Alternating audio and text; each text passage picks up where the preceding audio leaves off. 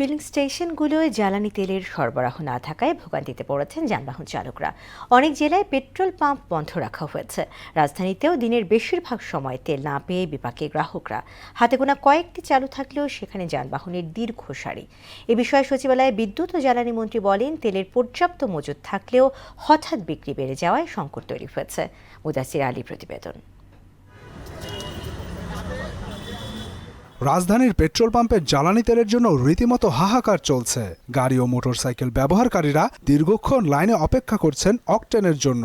পর্যাপ্ত সরবরাহ না থাকায় দিনের নির্দিষ্ট একটা সময় পর্যন্ত পাম্প বন্ধ রাখা হচ্ছে। একটা পাম্প ঢাকা শহর আশেপাশে ট্রাস বলেন, খালেক বলেন, মিরপুর এদিকে, তারপরে মিরপুর সনির সামনে কোনো পাম্পেই তেল নাই। সকাল 7টার দিকে আসছি, তখন ওদের তেল মাত্র গাড়ি গেছে তেল আনতে, বলছে হয়তো বা 2টা-3টা বাজবে। সে তো বোঝা যাচ্ছে যে সব তেলের অভাব নাই, কিন্তু তেল তো আসলে বাস্তবে ফিল্ডে পাওয়া যাচ্ছে না। 13টা পেট্রোল পাম্পে গেছি, একটা তো তেল নেই, শুধু বলতেছে তেল আসবে, কখন আসবে ঠিক নেই। পেট্রোল পাম্প সংশ্লিষ্টরা জানান, চাহিদা অনুযায়ী তেল সরবরাহ করতে পারছেন না তারা। ট্যাঙ্ক খোলা আছে, ডিপু খোলা আছে, কিন্তু কোঠা সিস্টেম আছে। দেখা গেল আমাদেরকে পদ্মা থেকে আমাদের একটা অনলাইনে একটা লিস্ট দিয়ে দিছে, তো আমরা আমাদের পাম্পের জন্য 18,000 তেল পাবো। তো যেখানে আমাদের আরো বেশি দরকার, চাহিদা অনুযায়ী সাপ্লাই দেওয়াটা সমস্যা হচ্ছে, চাহিদা অনুযায়ী দিতে পারতেছি না। রাজধানীর তুলনায় দেশের জেলা পর্যায়ে সংকট আরও বেশি।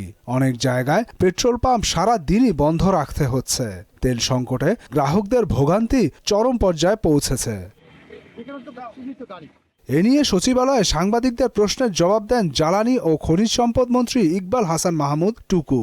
বলেন, তেলের পর্যাপ্ত মজুদ রয়েছে, হঠাৎ বিক্রি বেড়ে যাওয়াতেই সংকট তৈরি হয়েছে। তেল আছে, তেল পাবেন আপনারা। মানুষ হুমড়ি খেয়ে পড়ছে পেট্রোল পাম্পে। আমাদের তো একটা প্রসেসে পেট্রোল পাম্প চলে, আমরা যেভাবে তেল দেশে দেয় সেই নিয়মের এখন ভেঙে পড়ছে সেই নিয়মটা, যে এত ভিড়, এত তেল পেট্রোল পাম্পে যা দেওয়া হয় প্রতিদিন, সেটা সবসময় যা দেওয়া সেটাই থাকে, কিন্তু গ্রাহক তার বেড়ে গেছে। গ্রাহকদের অকারণে তেল মজুদ না করার আহ্বানও জানান জ্বালানি মন্ত্রী। প্রয়োজনের অতিরিক্ত কোনো তেল নিয়েন না, তাহলে আমরা সরবরাহটা রাখতে পারবো। মুদাসির আলী, মোহনা সংবাদ, ঢাকা।